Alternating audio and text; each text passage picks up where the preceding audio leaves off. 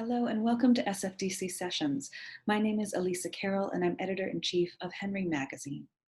Welcome to episode 2 of our Summer Session series, in which we explore design of 3 iconic Bay Area landscapes: the mountains, the coast, and the vineyard.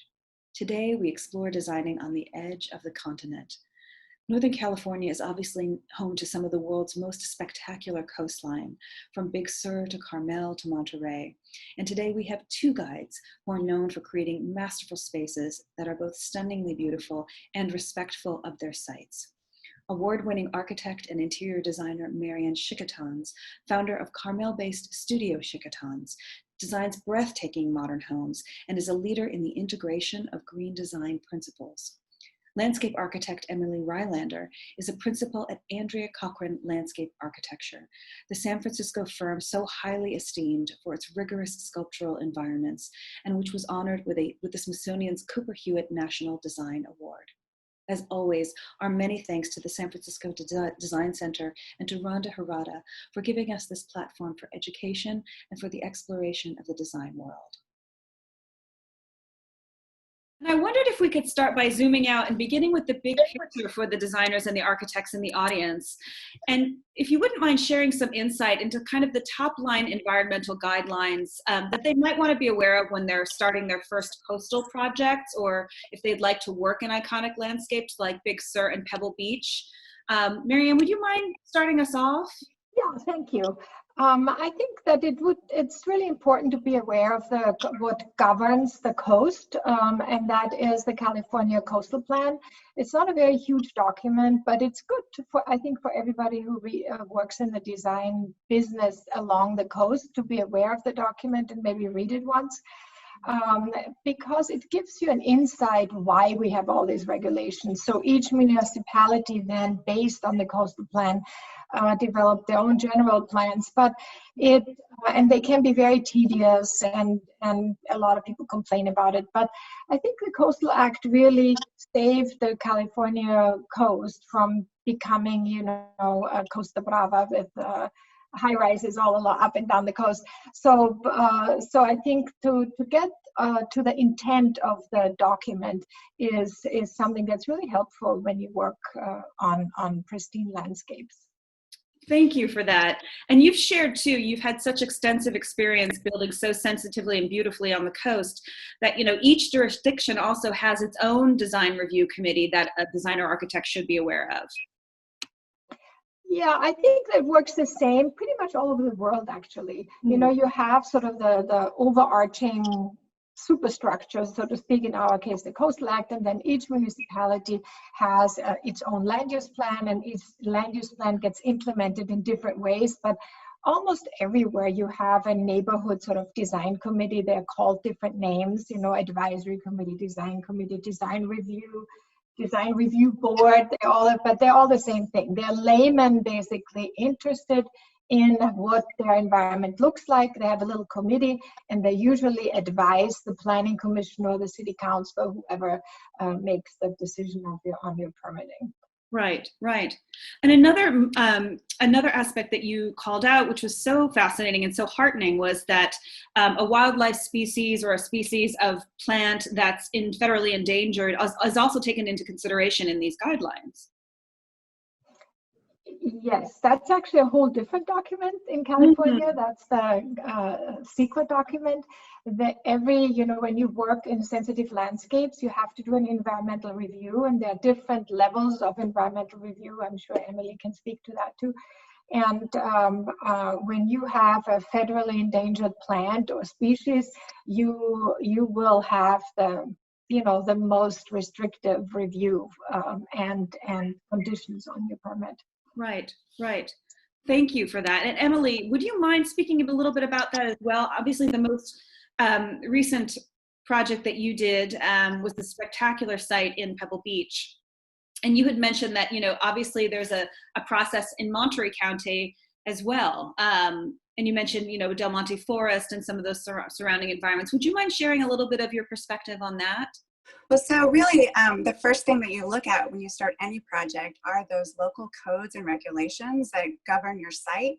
And you can think of those as kind of the beginning place for your toolkit of design, just the same as studying the sun exposure, where the wind's coming from, what the native plant species are. You've really got to understand what's in those codes so that you can use that as a framework for your design. And Marianne, obviously the idea of the coastal easement is complex and depends on the municipality, but could you give us the kind of big picture overview of what those entail? Well, an easement, especially if it's a conservation easement or a scenic easement, the goal is to protect, right? So when you get to build a house on a pristine piece of land, the goal then of the Coastal Act or the municipality is to protect the land outside of what you currently need for your development from further development. That is really the goal of an easement. So most of the time it is just the land that's around it, but sometimes, for example, a group of trees can be put in a protective easement, or a specific plant can be put in a protective easement, so that for future generations, for example, we have east of the highway, 80-acre minimum for new parcels. On the west side of the highway, 40-acre minimum. So that means, okay, you have now, this is subdivided, there are 40 acres. We let you build a house on those 40 acres. But when we give you a permit to build that one house, we want to make sure that the rest of the land is protected in perpetuity. And that's really the purpose of a scenic or conservation easement. So may I ask both of you, when it comes to a mindset of stewardship with your clients or with the homeowners that are building on these parcels, how does that easement assist you in cultivating that kind of approach to design or to building there with a stewardship in mind? Well, I think one thing the design process has for it is the length of time that these projects take to get built. And along those years of building your project, that's the time where you're building the relationship with the client to build that idea of stewardship. And so it doesn't, it may not start off immediately. Some clients come to you with that and others don't. But I think along the way, as you build the design with your client, that you begin to bring in images, you bring in other projects you've built, and you work with the client to come to this design that is true to what your design aesthetic is, as well as theirs. Right. Well, may I ask each of you if we might talk about a case study project that really exemplifies the work that you've done so sensitively on the coast. And starting with you, Marianne, you recently finished a residential project called Paso. Mm-hmm. And it's really an extraordinary example of honoring, I think, what the intentions of the California Coastal Act really, the spirit of it. And if I might just read a little bit of that for designers that might not be familiar, a part of that says, development shall be sited and designed to protect views and along the ocean and scenic coastal areas, to minimize the alteration of natural landforms and to be visually compatible with the character of the surrounding areas. And you created this property that's nearly invisible when viewed from the road. And I wondered if you could share your vision for that home. Yes, I hope you get to see it sometime soon. So we're very proud of it, because it's actually a fairly large home, around between 5,000 and 6,000 square feet. And it is, it cannot be visible from the highway per Coastal Act. So that was out of the question. So we had to, we did very extensive viewshed studies, and we lowered it to the ground so that you can see it. But then there's a very popular hiking trail from high above, that nobody analyzed anything from up there. And when you look down, you can really see all these other big houses sort of plopped in the landscape. And you really cannot see our house because we had all the hills go on top of the roofs with green roofs, and one large solar array is there, and that, if you really look closely, you can kind of identify it. So it is possible to build a fairly large home in the landscape by, very gently making very gentle modifications to the land to then accommodate a space for a house that is not intrusive to the landscape. So when we work on really open landscape, like this particular parcel, it's also surrounded by state park. We try to bring the natural landscape really all the way up to the house. So with the landscape architecture firm we worked with in this particular case, they're really masters in customizing the natural landscape, basically taking all the plants that are already out there and then just arranging them in a way that it looks very dressy, but it's still all completely natural. And then in instances like that, we always try to give people a courtyard that's not only shelter from the extreme elements that we have along the coast, but then, that is a place, if you do want a tomato plant and if you do want to bring some tree from home that you want, that's the appropriate place, because it's basically a room in the house without a roof on it, right? So it's you can dress it up like furniture. So. Well, and one of the approaches that you took that I absolutely love was from land art. And we talked a bit about James Turrell and Michael Heiser, and that influence is so evident in what you've created, right? As you said, you've so gently changed the grading or allowed the house to sort of interact with the environment. Can you share a little bit about that element of your thinking? So Goldsworth is another, hero of mine. So I have a huge affinity to sort of ephemeral works, and of course my media is exactly the opposite. But I want buildings that age and get tucked in over the years, and not something that you have to paint every spring to look good. And in this particular case, we were able to we have a 400-foot long, very long curved wall that became the back side of the building, and it's sometimes exposed and sometimes inside the building. It sort of runs in and out. And that very long wall that goes from 0 up to 15 feet, back down to 0. And in that gentle embrace is where the house happens. So that was the approach. That sounds like such an elegant procession. It feels like a Sarah or something is built into the hillside. It's just lovely. Yeah.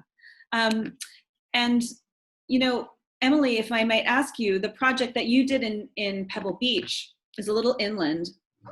Again, a masterful, a very sculptural building designed by Jim Jennings. And you talked about siting as being one of the first, priorities there, because some things needed to be adjusted. Could you share how that process got underway? Certainly. This particular project, what we saw was a real healing of the land, of getting rid of all of the asphalt, replacing the lawn with more drought-tolerant coastal plants, and then siting the house in a way that created a more gracious entry sequence for the client and also for his family's visitors. And there was one feature in particular I wondered if you wouldn't mind describing and sharing with us, which was a walk over a still pond with this beautiful reflective moment. Would you share the design of that with us? Sure. So this is part of the main entry sequence, and you've come down the stairs and you've passed these big walls that hold up the house. And then you get to this void where there's an overhang where the kitchen, which is above you, is. And below we created a large still pond, and there's a hedge beyond that kind of filters the view out to some larger trees that are in the background. And the sunlight comes in and reflects off of this pond up onto the roof of the overhang, and creates this really magical place with this reflective light bouncing off of the different walls. It's quite spectacular. And isn't it amazing, don't you think, to create that ritual for the client where there's a passage in and out every day and you're kind of leaving daily life and entering into this refuge? It's a really beautiful moment. Yeah, I think when you're designing the landscape sequences that you walk every day, you go through every day, really thinking about how those can help improve your life, I think is really important. And I wonder to both of you, it's not always, Marianne, obviously you are both architect and interior designer, and Emily, you're a landscape architect. It's not always that those two get to have a dialogue. Often when I've spoken to interior designers, they've never had a chance to talk to the landscape architect. So I wondered if you might both share with us some ways to make those two elements speak, if there is that opportunity, a way to bring the interior and exterior visions together. Marianne, would you mind starting us off? We practically never have a desire from the client or a question from the client who the landscape architect will be. So it's always up to us to say, we recommend that we also have a landscape architect on our team, and make suggestions and get proposals, and then have that person as part of the team. In our case, landscape and working in the landscape is something that I really enjoy, and that I think that is part of our expertise. So in terms of siting, I usually a little authoritarian on this one, so I like to do that before we bring a landscape architect in. But then pretty quickly it's good to have somebody on the team. And you bring such a masterful perspective to this relationship between interiors and landscape because of that. And mention, for example, let's consider view lines inside out. Mm-hmm. So when we are on the site, we just on this last project, my Paso project, I realized only a little bit late, but we do it, before we planted, so that was good, that I had not taken the landscape architect to the guest room in this case, and he didn't know that I had this perfect sight line, this small sight line from this room out to the ocean. So if you put your big bush there, that's going to be gone. So so we went through that. It's good to do it in the beginning, but really when you work on a piece of paper and your land is 10 foot higher than what your future room will be, it's impossible for anybody to know the exact sight lines. So once the site is excavated and you have your finished elevations, that's the time to walk, or the whole team should walk the site at that point in time.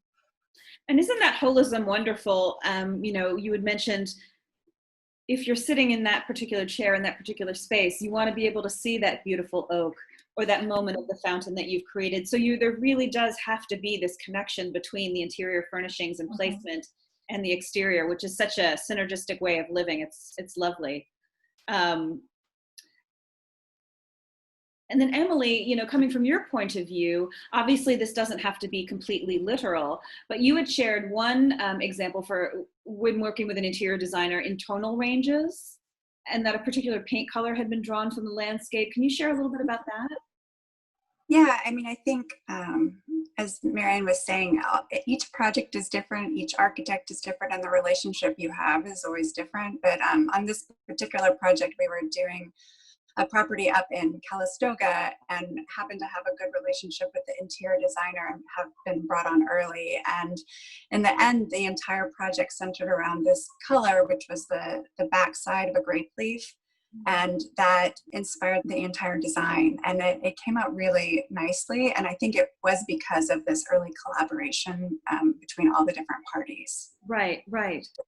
So looking at the interiors a little more closely, Marianne, as an architect and interior designer, you often do both on a property and are so respectful of site, as we've just discussed, as obviously Emily is as well.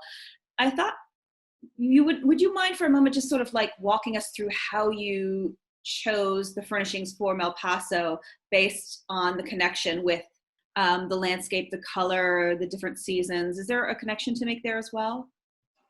Yeah, I think what I haven't touched on is what is scale.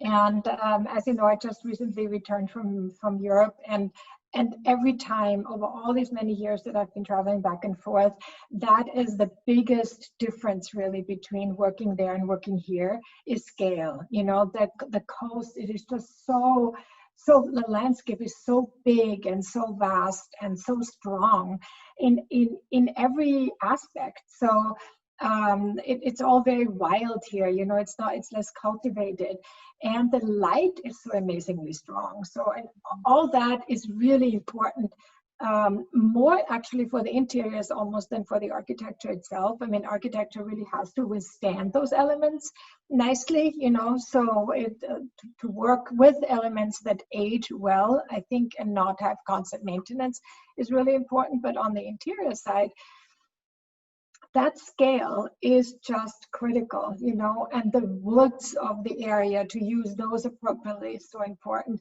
It goes all the way down to the fabric textures, you know. Things have to have body and texture here, otherwise they don't read. And the same with color. You have your color palette in the office and you think it is completely too garish, and you take it on out to the coastal side and it's all bleached out, you know, or it's just right when it looks way too garish in the office. So the power of the reflection from the ocean and the scale once you're out there is not to be underestimated.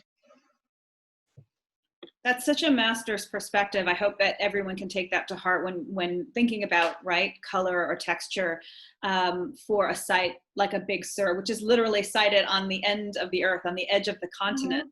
Mm-hmm. I also, if I may, would just like to honor both of you, because you're often working with these forces of nature. This is no joke, you know, not to be understated. You're having to choreograph all of these incredibly powerful things, right? The light constantly, the wind, the spray coming from the ocean. I just have an enormous respect for your strength as women and designers for constantly not only wrangling that really, but trying to work in accordance with those energies and elements. Yeah.